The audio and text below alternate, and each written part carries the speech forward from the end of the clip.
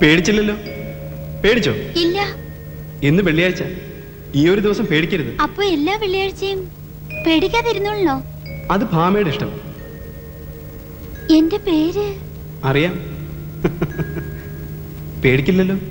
ഇല്ല. ഇനി മുതൽ ഒരു വെള്ളിയാഴ്ചയും ഇപ്പോഴും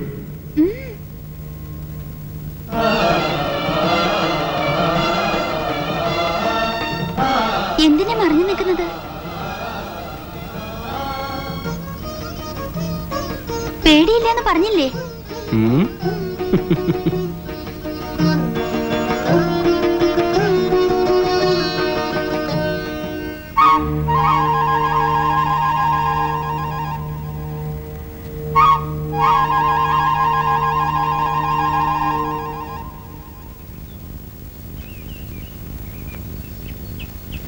ഞാൻ ഗന്ധർവൻ.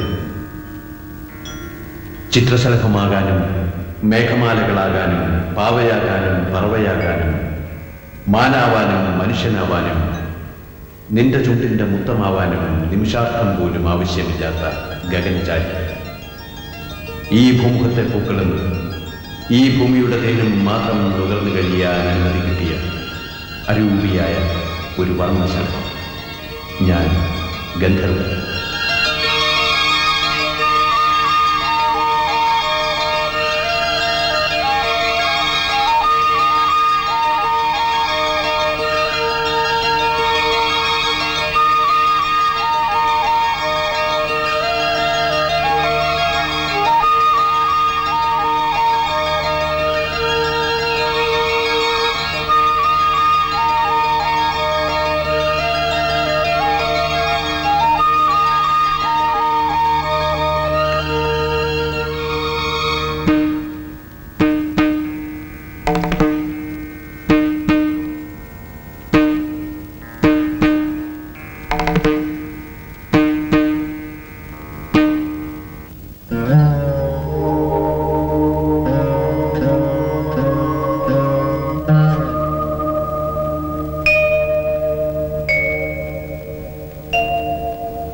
എനിക്ക് നിന്നോട് സംസാരിക്കണം.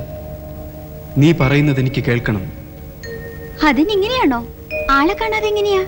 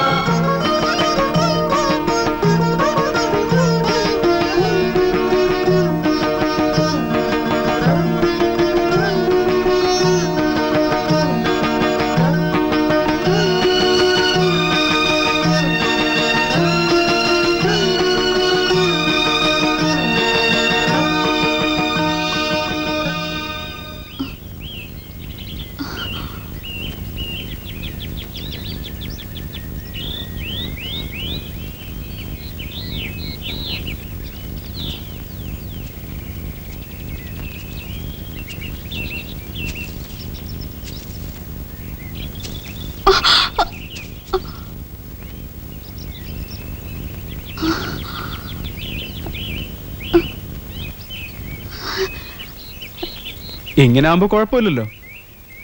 ഇല്ല.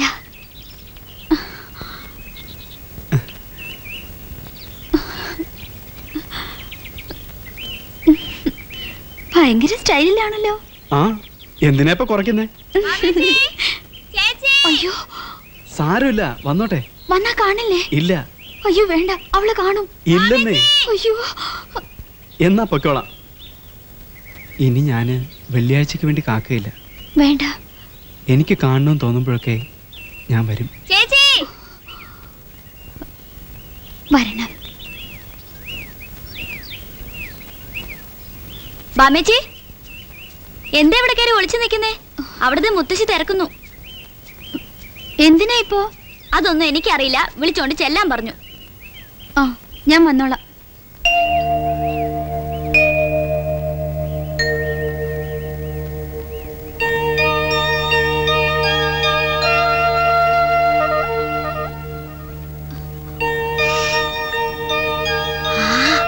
എന്താ മണം അല്ലേ ചേച്ചി? പാല് പൂത്തതിന്റെ ആയിരിക്കും. ആ,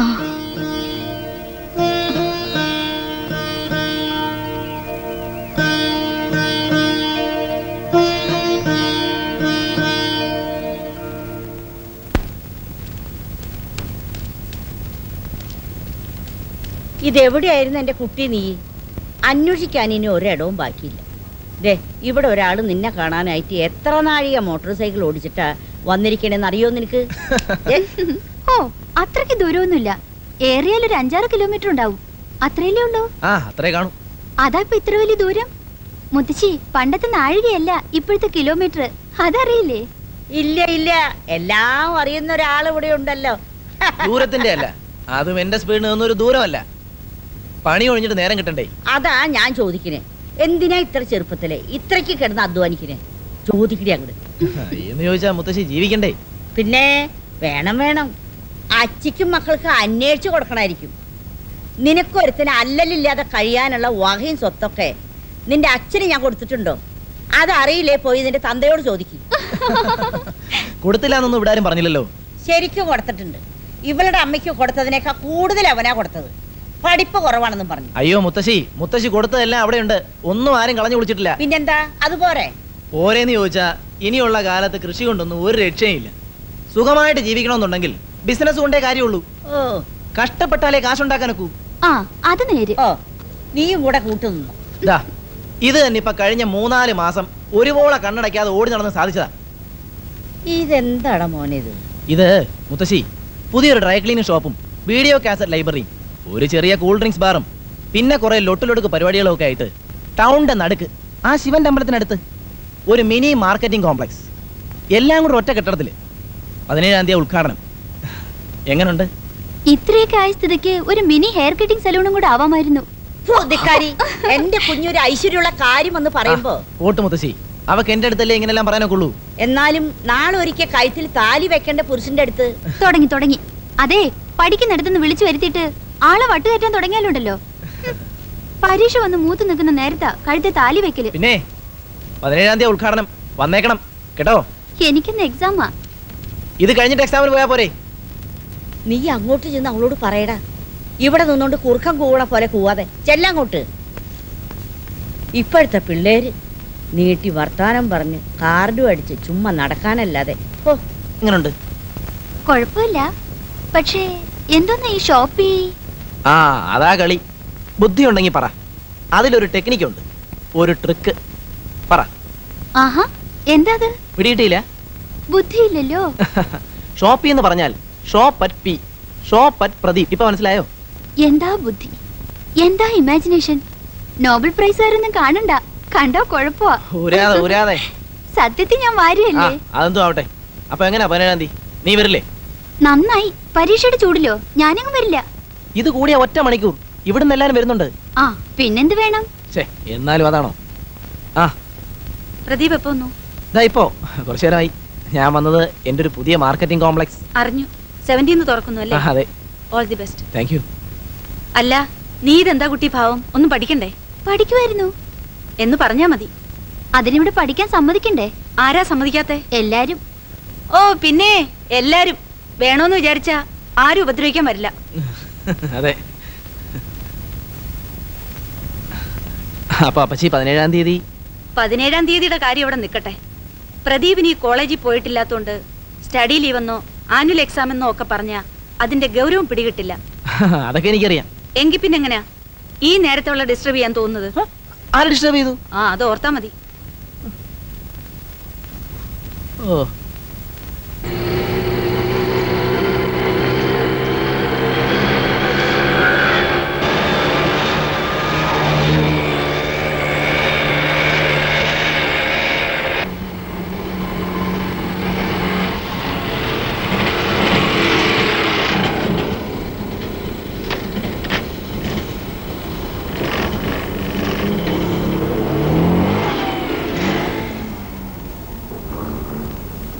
hello uncle. Hello, good morning.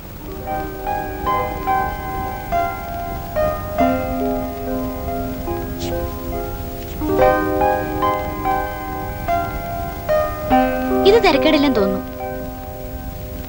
ഏയ്, ഇത് കൊള്ളൂല. വെറും തട്ടിപ്പാ. നമ്മുടെ ബുക്കുള്ള ലക്ഷണമൊന്നുമില്ല. നിങ്ങൾ തിരക്കുന്നത് ഇവിടെ ഒരു കോപ്പി ഉണ്ടായിരുന്നു.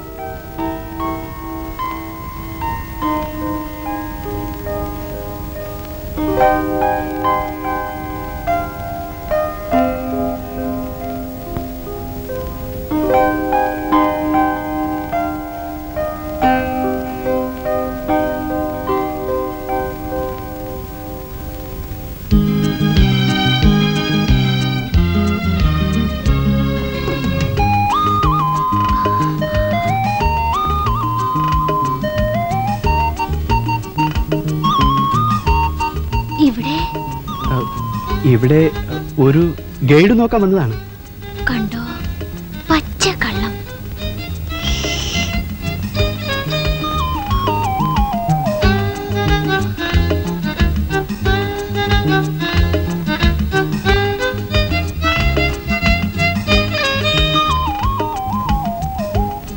ഗൈഡ് വാങ്ങാൻ പഠിക്കുന്നുണ്ടോ? എവിടെയാ പഠിക്കുന്നേ? ഞാന് പിന്നെ പോസ്റ്റൽ ട്യൂഷൻ. ഇതല്ലേ നോക്കിയത്? അതെ. ഇതെങ്ങനെ കിട്ടി? കിട്ടി. 3 ദിവസമാവുന്നു കണ്ടിട്ട്. എന്നെ പ്രതീക്ഷിച്ചോ? ആ,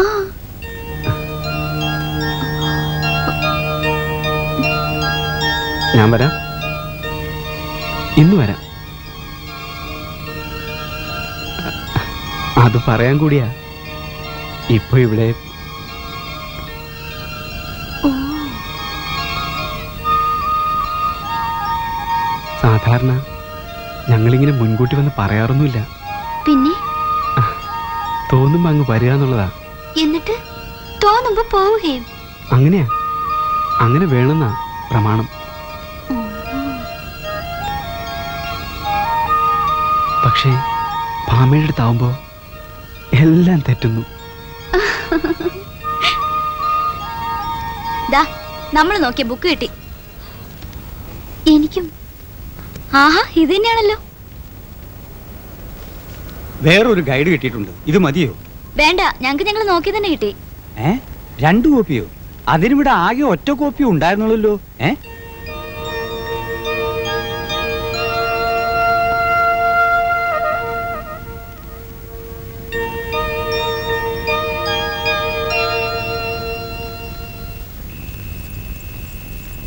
ഇതെന്റെ അമ്മയുടെ ചെറിയമ്മയുടെ വകയാ, ദേവിമുത്തിയുടെ. അതിസുന്ദരിയായിരുന്നു എന്നാ കേട്ടിരിക്കണേ. സുന്ദരിമുത്തി എന്നാ ഞങ്ങൾ കുട്ടികൾ അവരെ വിളിച്ചിരുന്നത്. അങ്ങനെ വിളിച്ചോളുന്ന 80-ാം വയസ്സിൽ മൂപ്പത്തിരി ഓർഡർ.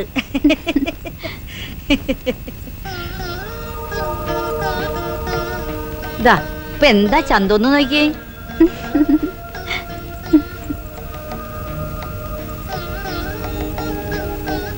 നിന്റെ ഈ മിടി ഇടുന്നതിന് ചേരില്ല.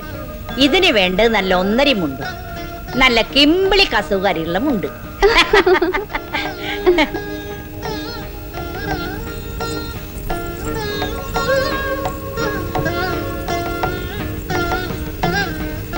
വാ, ഇതെല്ലാം നിനക്കുള്ളതാ.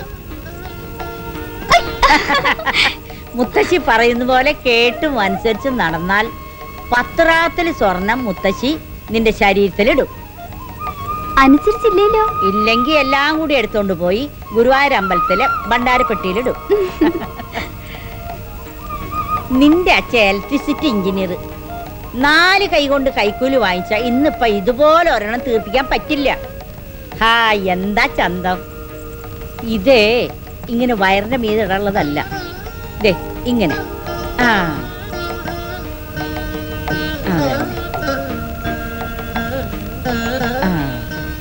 ഇന്നൊരു ദിവസത്തേക്ക് ഞാനിത് കെട്ടിക്കൂട്ടി മുത്തശ്ശി. കാലത്ത് തിരിച്ചു തരാം. മോള് കെട്ടിക്കും. തിരിച്ചു തരാനൊന്നും നിൽക്കണ്ട. മോളെടുത്തോ. Thank you. നിന്റെ അച്ഛൻ അറിയരുത്. അത് മാത്രമേ എനിക്ക് പേടിയുള്ളൂ. എന്താ അച്ഛൻ അറിഞ്ഞ?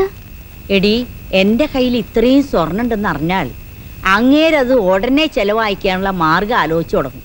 നിനക്കറിയില്ല നിന്റെ അച്ഛനെ. ആള് മഹാശിമിട്ട.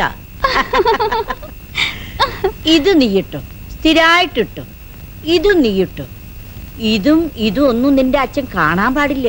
ഇന്ന് ഒരു രാത്രിയിലേക്ക്. അതിനിപ്പോ നീ എന്തിനാ എന്നോട് ചോദിക്കണേ? മോള് ചന്തക്കാരി ഏറ്റിട്ട് കിടന്നു.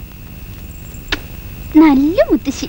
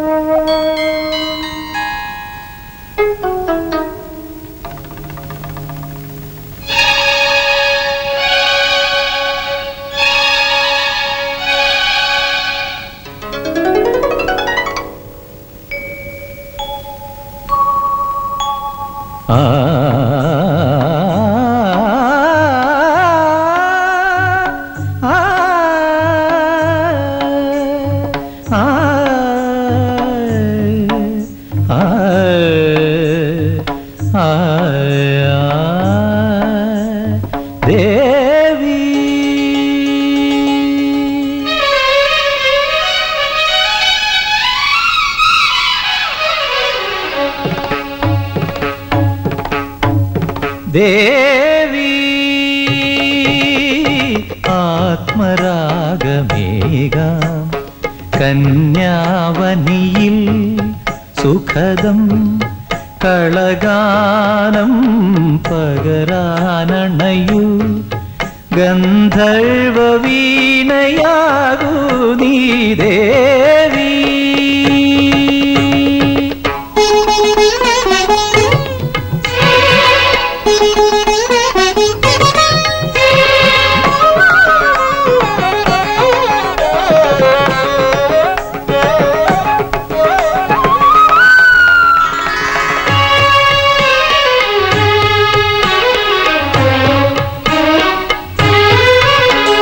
സാഗരങ്ങൾ മീട്ടും സോപാനഗീതമായി നിറയും നിൻ ശ്രുതിയിൽ എൻ ഗാനാലാപം. ഗമരേ രമ പനി ധനി മപനി സനി സരി സനി ബമ പമരി സനി സരി മപ നി സരി മപ. സാഗരങ്ങൾ മീട്ടും സോപാനഗീതമായി നിറയും നിൻ ശ്രുതിയിൽ എൻ ഗാനാലാപം. മദനയാമിനി ഹൃദയ സൗരഭം തരളമാ ശലഭങ്ങളായി നുകരാൻ നീ വരൂ മന്ദം ദേവി.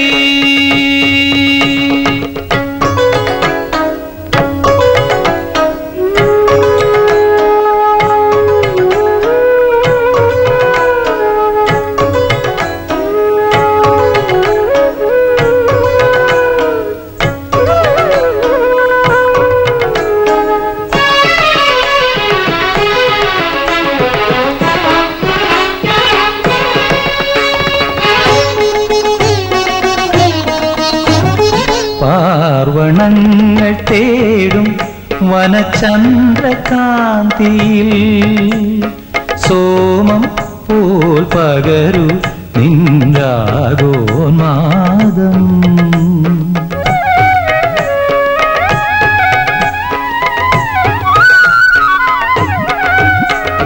പാർവണങ്ങൾ തേടും വനചന്ദ്രകാന്തിയിൽ സോമം പോൽ പകരു നിൻരാഗോന്മാദം. മഞ്ഞണിഞ്ഞൊരീ ഗന്ധമാദനം തളിരിടും മതമാകുവാൻ മഴവിൽ തേരിറങ്ങി ഞാൻ ദേവി. ആത്മരാഗമേകാം കന്യാവനിയിൽ സുഖദം കളഗാനം പകരാനണയൂ ഗന്ധർവ വീണയാകൂ നീ ദേവി.